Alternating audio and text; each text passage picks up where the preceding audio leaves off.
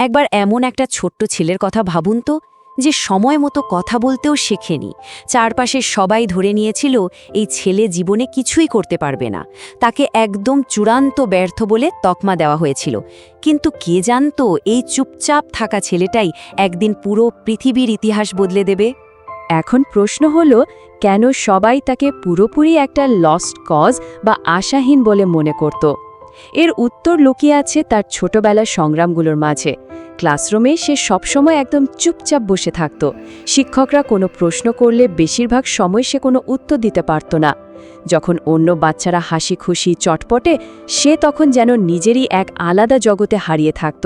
আর ঠিক এই তীব্র নীরবতা আর ধীর গতির কারণেই সবাই তাকে পিছিয়ে পড়া একজন হিসাবেই ধরে নিয়েছিল। নির্মম সত্যিটা হলো, চারপাশের পরিবেশ তাকে রীতিমতো ভেঙে দিচ্ছিল। একবার তার এক শিক্ষক প্রচণ্ড রেগে গিয়ে বলেছিলেন, এ ছেলের মাথায় কিচ্ছু নেই। কতটা ভয়ঙ্কর একটা কথা! সমাজ আর চারপাশের মানুষের কাছ থেকে এমন প্রত্যাখ্যান আর উপহাস কতটা যন্ত্রণাদায়ক হতে পারে সেটা ভাবলেই তো গা শিউরে ওঠে। সবাই তার সম্পর্কে এতটাই নেতিবাচক ছিল যে তার ভবিষ্যৎ নিয়ে আসলে কারও কোনো আশাই অবশিষ্ট ছিল না। কিন্তু এরপর পুরো গল্পটা কিভাবে পাল্টে যায় তা একদম অবিশ্বাস্য। এতক্ষণ আমরা যে ব্যর্থ আর অবহেলিত ছেলেটির কথা শুনছিলাম, তিনি আর কেউ নন, তিনি স্বয়ং অ্যালবার্ট আইনস্টাইন। হ্যাঁ, একদম ঠিক শুনেছেন। যে ছেলেটির পরিবার চরম আর্থিক অভাবের মধ্যে দিয়ে যাচ্ছিল, যাকে সবাই ব্যর্থ বলে বাতিল করে দিয়েছিল, তিনিই সেই অ্যালবার্ট আইনস্টাইন। আজ পৃথিবী তাকে ইতিহাসের সবচেয়ে বড় বিজ্ঞানীদের একজন হিসেবে চেনে। এমন একটা কঠিন শুরু থেকে ওই বিশাল উচ্চতায় পৌঁছানো, এটা সত্যি এক ম্যাজিক। প্রথাগত শিক্ষা ব্যবস্থা আর ছোট্ট আইনস্টাইনের মানসিকতার মধ্যে কিন্তু একটা বিশাল পার্থক্য ছিল।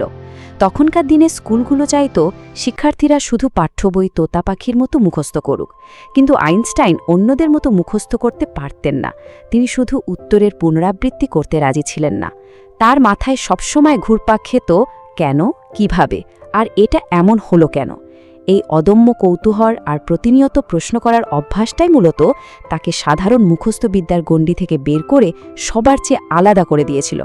কিভাবে একটা ছোট্ট ঘটনা এত বড় পরিবর্তন আনতে পারে তা ভাবলে রীতিমতো অবাক হতে হয়। একটা সাধারণ কম্পাস। একদিন ছোট্ট আইনস্টাইন তার বাবার কাছ থেকে এই কম্পাসটা উপহার পান। তিনি খেয়াল করলেন কম্পাসের কাঁটা সবসময় ঠিক একদিকেই ঘুরে দাঁড়ায়। তিনি ঘন্টার পর ঘন্টা বসে ভাবতে লাগলেন, এমন কি শক্তি আছে যা চোখে দেখা যাচ্ছে না কিন্তু ঠিকই কাজ করে যাচ্ছে। অদেখায় শক্তির প্রতি তার এই মুগ্ধতার প্রশ্নগুলোই তার ভেতরে এক অদৃশ্য জ্ঞানের আগুন জ্বালিয়ে দিয়েছিল। সাফল্যের পথ যে কতটা ধীর আর কঠিন হতে পারে, এটা তার একটা নিখুঁত উদাহরণ। প্রথমে মাসের পর মাস প্রত্যাখ্যান। কলেজ শেষ করার পরও তিনি কোনো চাকরি পাচ্ছিলেন না, অথচ তার বন্ধুরা জীবনের পথে তরতর করে এগিয়ে যাচ্ছিল। এরপর আসে বছরের পর বছর নীরবতা। তিনি শেষ পর্যন্ত একটা সাধারণ পেটেন্ট অফিসে চাকরি পান। আর তারপর সেই ঐতিহাসিক ১৯০৫ সাল, যা পুরো বিশ্বের চিন্তাধারায় এক অভাবনীয় বৈপ্লবিক পরিবর্তন নিয়ে আসে। পরিস্থিতিটা একবার কল্পনা করুন। একদিকে তার ভীষণ সাদামাটা বাস্তবতা, পেটেন্ট অফিসের একটা ছোট্ট রুম, খুব সাধারণ বেতন, আর এমন একটা চাকরি যেখানে কোনো সম্মান বা গ্ল্যামার বলতে কিছু ছিল না।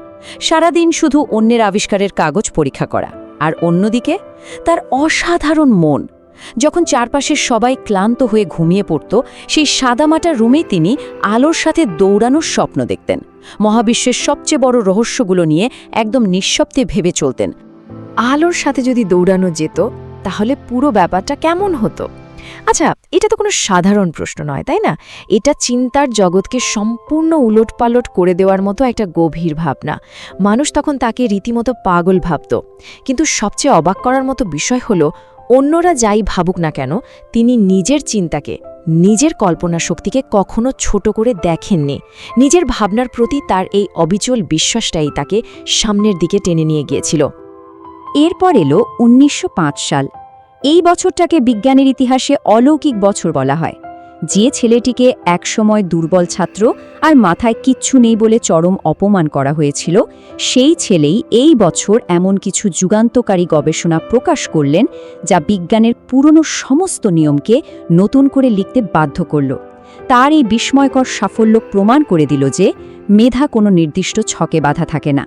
একাগ্রতা থাকলে যে কোনো অসম্ভবকেই আসলে সম্ভব করা যায়। এই পুরো আলোচনা থেকে আমরা কিছু সর্বজনীন শিক্ষা পাই যা জীবনের যে কোনো ক্ষেত্রে দারুণভাবে কাজে লাগে। প্রথমত, নীরব ধৈর্যের বিশাল ক্ষমতা। দ্বিতীয়ত, ধীরে চলা মানেই যে পিছিয়ে পড়া নয় সেটা বুঝতে শেখা। আর তৃতীয়ত, বর্তমান পরিস্থিতি কখনোই মানুষের ভবিষ্যৎ ঠিক করে দেয় না। জীবনে টাকার অভাব, বেকারত্ব বা বারবার ব্যর্থ হওয়া মানেই কিন্তু সব শেষ নয়। এগুলো হলো শুধুই প্রস্তুতির সময়, নিজেকে নতুন করে গড়ে তোলার সময়। এগুলো কোনোভাবেই জীবনের চূড়ান্ত গন্তব্য হতে পারে না। একটা চমৎকার ধারণার কথা বলি, অন্ধকারে থাকা বীজ। একটা বীজ যখন মাটির নিচে ঘুটঘুটে অন্ধকারে থাকে তখন তার কোনো বৃদ্ধি আমরা বাইরে থেকে দেখতে পাই না।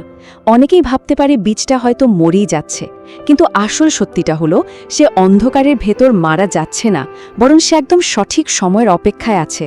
মাটির নিচে নীরবে সে নিজেকে প্রস্তুত করছে একদিন বিশাল একটা গাছে পরিণত হওয়ার জন্য। আমাদের জীবনের কঠিন আর অন্ধকার সময়গুলোও কিন্তু ঠিক এই বীজের মতোই।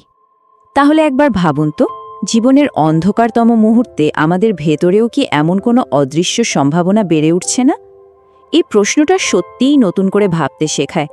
কারণ ইতিহাস বারবার দেখিয়েছে যেসব মানুষকে পৃথিবীর সবচেয়ে বেশি অবহেলা করেছে, যাদের নিয়ে সমাজ সবচেয়ে বেশি হাসাহাসি করেছে, অনেক সময় তারাই একদিন এই পুরো পৃথিবীকে বদলে দিয়েছে। তাই নিজেদের ভেতরের সেই অদৃশ্য সম্ভাবনাকে কখনোই অবহেলা করা উচিত নয়। কে বলতে পারে আগামী দিনের ইতিহাস হয়তো এখানেই একদম নীরবে অপেক্ষা করছে।